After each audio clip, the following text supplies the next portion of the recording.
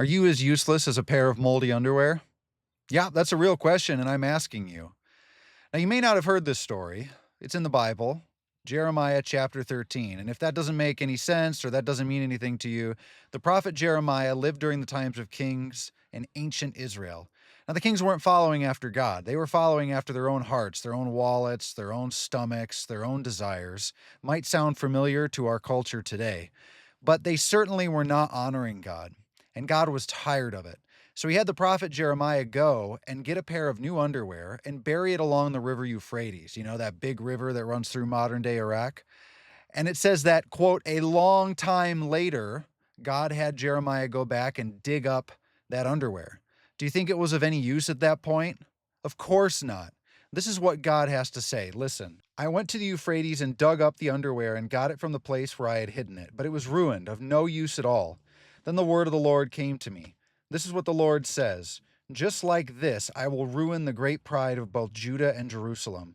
These evil people who refuse to listen to me, who follow the stubbornness of their own hearts, and who have followed other gods to serve and bow down and worship, they will be just like this underwear, of no use at all. Just as underwear clings to one's waist, so I fastened the whole house of Israel and Judah to me. This is the Lord's declaration, so that they might be my people for my fame, praise, and glory, but they would not obey. So God clothed himself with this nation of Israel, the ancient nation of Israel. They were to be this people that was illustrating who he is to the rest of the world, a nation of priests, people that could go out and say, hey, this is actually the God who created the world. But Israel was not following after God, and the kings and the people did not care. They weren't listening to him. They were as useless as a pair of moldy underwear. After this, God talks to Jeremiah about the idea of wine jars, and he has this to say. Say this to them. This is what the Lord, the God of Israel, says. Every jar should be filled with wine. Then they will respond to you. Don't we know that every jar should be filled with wine? Duh. And you will say to them, this is what the Lord says. I am about to fill all who live in the land, the kings who reign for David on his throne, the priests, the prophets, and all the residents of Jerusalem with drunkenness. Now listen to this part. I will smash them against each other, fathers and sons alike.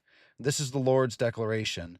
I will allow no mercy, pity, or compassion to keep me from destroying them. Everyone is going to be drunk, perhaps literally drunk, but they're going to be fighting with each other. This nation, it's not going to be cohesive anymore. These neighbors, they're not going to feel any type of love and fraternity towards one another. It is going to be dog eat dog. Fathers and sons will be fighting against each other.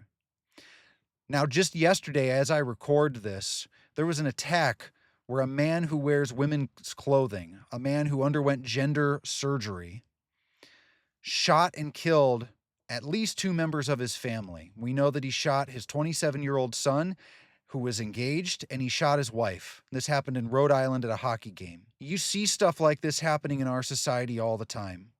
Families are torn apart. They're literally killing each other, not to mention neighbors on the street. We have people that are constantly fighting and bickering, not just on different sides of the political aisle, but in fighting inside our political camps. You see people that are out there and they're just fighting, divisive, tribalistic. All of this is happening. We are absolutely drunk with our vices. We are drunk with our lusts, and we cannot get along with each other. We are absolutely going to rip each other apart, just like Israel did. And in the end, we'll be of no more use than moldy underwear. Something to think about.